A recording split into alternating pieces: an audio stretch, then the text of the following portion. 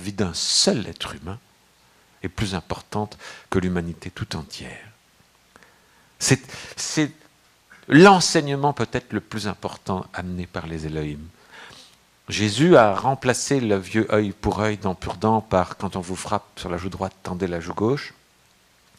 Et les Elohim aujourd'hui remplacent à travers moi le sacrifice d'Abraham, où une voix dans le ciel dit « Tue ton propre fils si tu veux prouver que tu m'aimes » par aucune cause dans l'univers ne justifie la mort d'un seul être humain.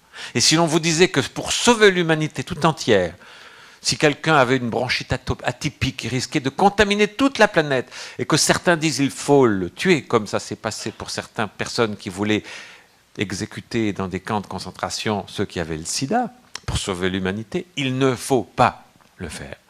Car le premier que l'on tue au nom d'une cause contient les millions qui peuvent suivre. Le premier juif tué par les nazis contenait les millions qui ont suivi. Quand on laisse passer le premier, il est rare qu'il n'y en ait qu'un. Il est impossible qu'il n'y en ait qu'un. Car s'il n'y en a qu'un, pourquoi pas deux? Et s'il y en a deux, pourquoi pas quatre? Et s'il y en a quatre, pourquoi pas 8? Et s'il y en a 8, pourquoi pas des millions? Pourquoi pas? C'est le premier qui est important. C'est le premier que l'on tue, au nom de quelque cause que ce soit, qui est important.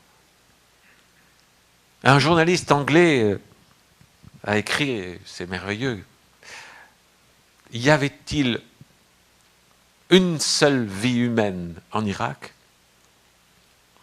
qu'il était bon d'enlever pour faire disparaître Saddam Hussein? Et absolument non, c'est sûr. Cet enfant qui a perdu et ses bras et ses parents, et qui n'est pas sûr de survivre parce qu'il est brûlé sur 60% de son corps,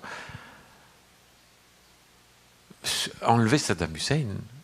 Si on vous disait, on va enlever Saddam Hussein, mais voilà, il y a un enfant qui va mourir. Il ne faut pas le faire. Parce que s'il y en a un, pourquoi pas 10? S'il y en a 10, pourquoi pas 100? S'il y en a 100, pourquoi pas 10 000? Apparemment, il y a eu 10 000 Irakiens tués. 10 000, ben, c'est des dommages collatéraux. On appelle ça des dommages collatéraux. C'est l'abomination absolue.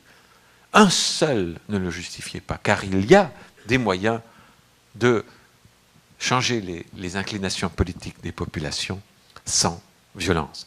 Gandhi l'a prouvé. C'est faisable, ça fonctionne. Le Vietnam a changé de politique, pas par la guerre, par la suite. L'Union soviétique a disparu sans aucune invasion. Le temps, les gens, la population, la conscience triomphe toujours des dictateurs, sans qu'il soit nécessaire d'arracher les bras d'un enfant.